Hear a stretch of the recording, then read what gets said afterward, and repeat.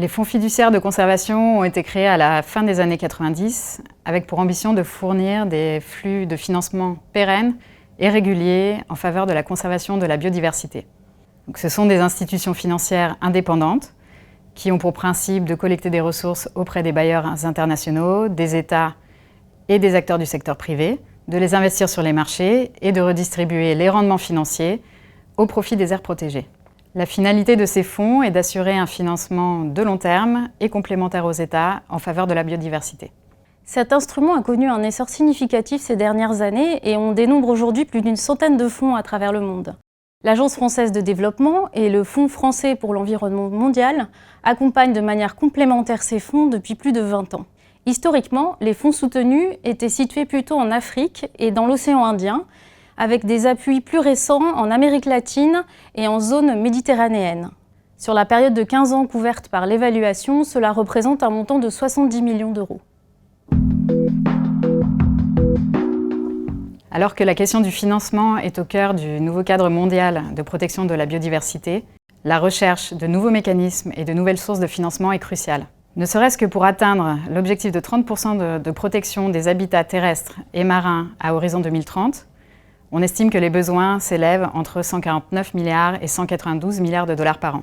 Dans ce contexte et dans un souci de redevabilité, il est apparu nécessaire pour l'Agence française de développement et le Fonds français pour l'environnement mondial d'évaluer la pertinence et l'efficacité de cet instrument.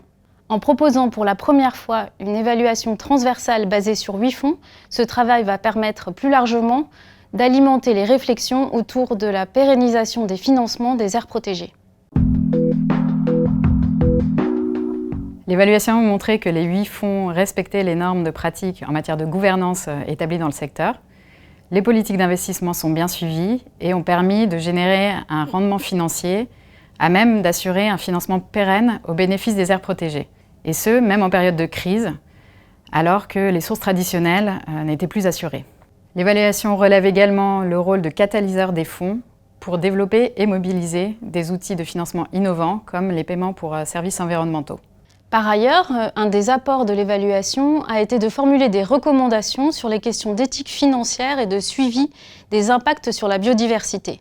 En effet, sur ces deux sujets, des marges d'amélioration existent, même si des progrès ont déjà été constatés.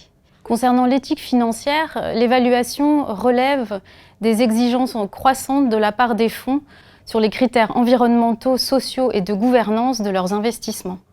Sur le suivi des impacts, certains fonds ont eu un rôle précurseur, comme à Madagascar, en accompagnant de manière très active certaines aires protégées à développer leur système de suivi.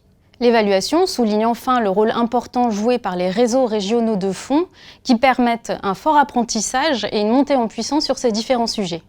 L'évaluation a ainsi montré que les fonds fiduciaires de conservation ont prouvé leur pertinence et leur efficacité en tant que mécanisme de financement pérenne de la conservation.